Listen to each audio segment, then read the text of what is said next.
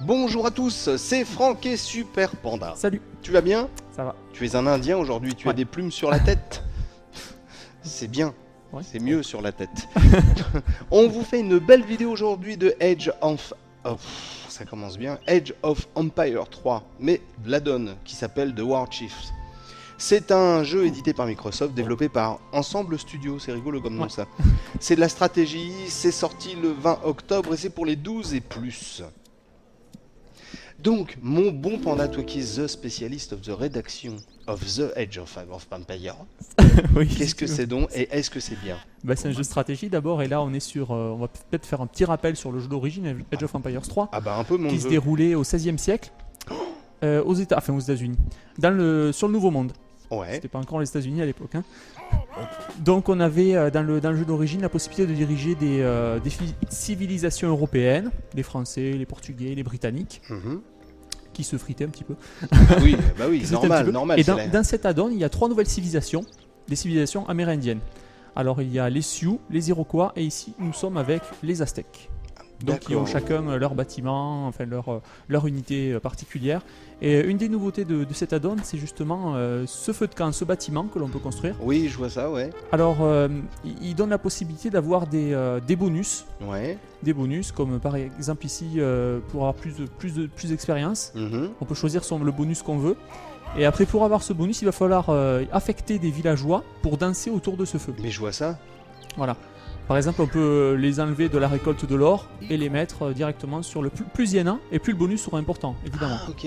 Voilà, donc on choisit son bonus. D'accord, et si t'en mets d'un seul coup une quinzaine? Oui, on peut tout à fait, le bonus sera plus important. Mais en revanche, si vous les mettez ici, vous ne pourrez pas les mettre à la récolte des ressources. Il faut faire un choix. C'est-à-dire que voilà. D'accord, ok, mais tu peux les enlever de... Oui, on peut les enlever, on peut les remettre aux ressources. Voilà. Ça peut paraître un peu bête comme question, mais je me disais, non, ça se trouve, les mecs, ils ont un boulot à vie.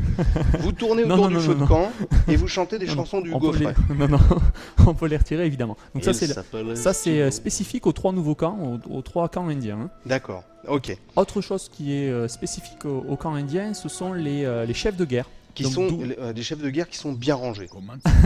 Voilà. Il y a un seul chef de guerre par tribu, et d'où le nom justement The War Chief de l'add-on qui vient de là.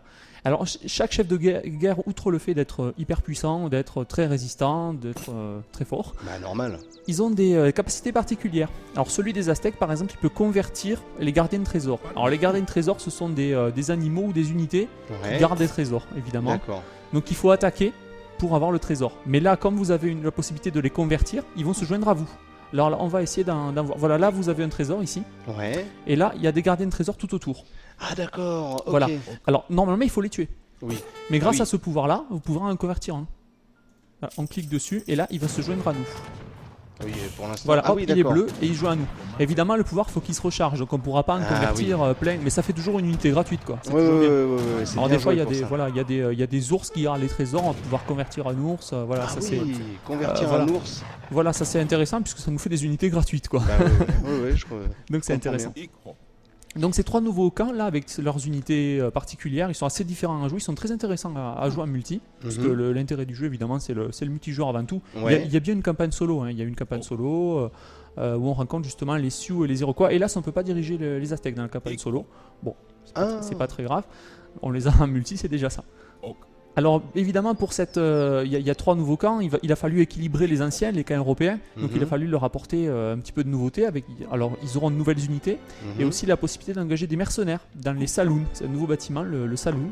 Ah oui, donc carrément. les camps européens ont la possibilité d'engager des mercenaires. L'agence d'intérim de l'époque, c'était le saloon. Il y a des ninjas à engager. On peut engager des ninjas, voilà. Des mercenaires, voilà, c'est original. Des ninjas au milieu des Aztèques, ça c'est bien remarqué. Ok. Donc en fait, apparemment, toi, Alors j'ai mis 15. Tu as mis 15 parce que c'est un add-on tout à fait de très bonne facture. Hein, très bonne facture, très bien foutu. Belle musique. Belle musique, comme habituellement avec les jeux Ensemble Studio qui sont toujours très léchés. Léchés sur ce plan, léchés graphiquement. On peut pas zoomer de bug, ou pas oui évidemment, bien sûr. Encore qu'on les voit de près. Là je peux pas plus. Ah mince. Ils ont des belles plumes sur la tête, dis donc.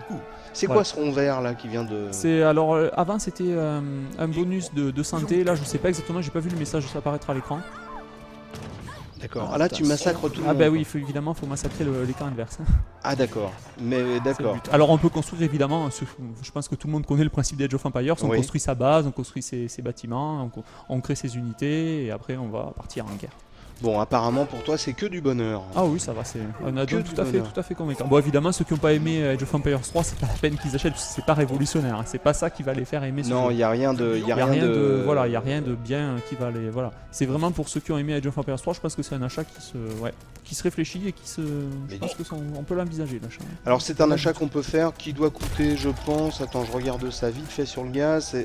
L'add-on est à 27,90€ sur le net.